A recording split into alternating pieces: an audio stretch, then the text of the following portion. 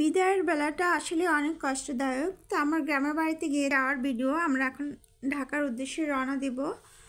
তো যাওয়ার সময় আসলে কষ্টদায়ক ব্যাপার হয়ে আসলে সব জায়গায় দেখা যায় খুবই আনন্দ লাগে, যাওয়ার সময় একটু কষ্টদায়ক হয়ে যায়। সবার সাথে সবার মন খারাপ। আসসালামু আলাইকুম, সবাই কেমন আছেন? আলহামদুলিল্লাহ, নিশ্চয়ই ভালো আছেন, আমরাও ভালো আছি।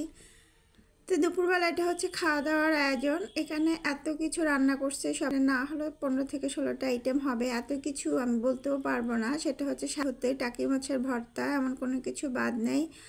গাছের সিম বাজি, গাছে দেশবাড়িতে গেলে তাজা তাজা সব শাক সবজি সব কিছুই। তবে দুঃখের বিষয় যে সকাল থেকে কারেন্ট ছিল না। এটা দেশের বাড়ি, তাই লাইট দিয়ে রাখছে, প্রচুর আলো, বাট ঘরের ভিতরে কোনো আলোই নেই। আমার বোনকে খাওয়ার জন্য খুবই ডাকছি, সে কিছুতেই গ্রাম থেকে যাবে না, সে আরও একদিন থাকতে চাইছে, কিন্তু নাই, যেতে হবে। কারণ ঢাকায় 1-2 দিনের বেশি বাসা বাড়ি রেখে থাকা সম্ভব না। দেখা যায় ঢাকার বাসাও মানুষ থাকে না, তো এই জন্য যায়। তার খুব ইচ্ছা সে বাহিরে বসে ভাত খাবে। তার যখন ইচ্ছা হয়েছে তা হয়েছে, সে নাকি নিজের হাতে খাবে। নিজের হাতে খেতে পারে না, খাওয়ার তো প্রশ্ন ওঠে না। তারপরে সে নিয়ে আসছে, আর সবাই অন্ধকারে খাচ্ছে, কিছু করার নাই, মোবাইলের লাইট দিয়ে নাই। আর আমরা থাকা সত্ত্বেও আরও মানুষ আসছিল। আমি আর একটা ভিডিওতে বলেছিলাম যে এখানে একটা নতুন বিয়ে হয়েছিল একটা ভাইয়ার, সে ভাইয়াটাও আসছে, ওনার বাবা যে ভাইয়াটা খাচ্ছে। তো অন্ধকারের জন্য কিছুই দেখা যাচ্ছে, সবাই একসাথে হচ্ছে না দেখে খাটে টেবিলে সবাই যেভাবে পারতে সেইভাবে খাওয়া হচ্ছে। তো অনেক হয়ে গিয়েছিল। আল্লাহর অশেষ রহমত যে খাওয়ার মাঝখানে হঠাৎ করে কারেন্ট আসছে। কারেন্ট চলে আসার কথা না, কারণ নতুন বউ দেখার জন্যই হয়তো কারেন্টটা চলে আসছে। তো এখানে অনেক কারণে কিছু আবার খাটেও বসছে খেতে।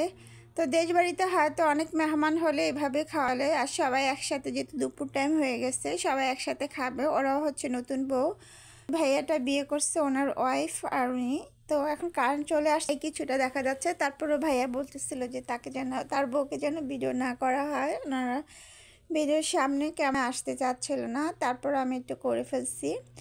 তো এই খাওয়া দাওয়া চলতেছে, সবাই আপু নানু মামিরা সবাই একসাথে আছে। আর আমি এখন চলে যাব দেখে, ওনাদের বাসাটা খুবই সুন্দর। আবার দেশের বাড়িতে একটা মজা, সেটা হচ্ছে ওয়াশরুম কিচেন সব কিছু অনেক বড় বড় থাকে, উঠোনগুলা, এগুলোই ভালো লাগে। দেশের বাড়িতে গেলে দেখা যায় খাওয়ার তেমন সমস্যা হলেও দেখার কোনো সমস্যা থাকে না, কারণ প্রচুর রুমের পরে রুম থাকে। যাওয়ার যখন সময় হয়ে গেছে, যেতে তো হবেই, কারণ বেড়াতে আসা যায় 1-2 দিন, তারপর আর কিন্তু ভালোও লাগে না। চলে যাওয়াটা বেশি দিন থাকলে আবার যাদের জন্য মায়া লেগে যায়, এই জন্য অল্প থাকাটাই আমার ভালো, তাহলে মায়া জিনিসটা কম পড়ে। তারপরেও দেখা যায় সবার মন খারাপ থাকে, আর আসলে তো সবাই খুবই আনন্দ থাকে, খুশি হয়। তো এটাই হয়তো নিয়ম। আর এটা হচ্ছে একটা মাদ্রাসা, মাদ্রাসার এখানে আমাদের গাড়িটা রাখা, বাড়ির পাশে আমার মামাদের নিজস্ব মাদ্রাসা। মাদ্রাসাটা অনেক সুন্দর, অনেক বড়, এমন এখানে 30টা ছেলে পড়ে, ছেলেরা পড়ে। মাদ্রাসাটা সুন্দর, পরিবেশটাও খুবই সুন্দর। বাড়ির সিটেই মাদ্রাসাটা, ওইখানে গাড়িটা রাখা হয়েছে। তো আমাদেরকে গাড়িতে উঠিয়ে দেওয়ার জন্য বাড়ির সবাই আসছে। আর মাদ্রাসার ভিতরে খুবই সুন্দর একটা গোলাপ ফুল, এখানে গোলাপি কালার ফুলগুলা ধরছে, দেখে আমার লাগছে, তার জন্য একটু ভিডিও করে নিলাম, দেখা যাবে সেজন্য। আর গাছেও অনেক সুন্দর সুন্দর আসছে, তো দেখতে খুব ভালো লাগতেছে। থেকে সবাই চলে আসছে আন্টিকে বিদায় দিতে, আমাদের দিতে, মানে সবাই আসছে বাড়ি থেকে। এখানে যেহেতু গাড়িটা রাখা হচ্ছে, বিদায় শেষ, সবার সাথে এত মানুষ, সবার সাথে বলতে বলতে বোনের তো দুষ্টামি শেষ না, ওর ভাইয়ের হুন্ডাতে। তারপর ওর জন্যই সবার মায়া লাগে, সবাইকে সবার সাথে এত তাড়াতাড়ি মিশে যেতে অল্প সময়ের ভিতরে মানুষকে মায়া লাগিয়ে দেয়, যে ওর কথাই সবাই বলে বাসায় গেলে। আর অনেক মজা হয়েছে, তার মনের আশা পূরণ হয়েছে। আমার বাড়িতে আসার খুব ইচ্ছা ছিল, তো এই জন্য সব নিয়ে ভালোই লাগলো আল্লাহর রহমতে।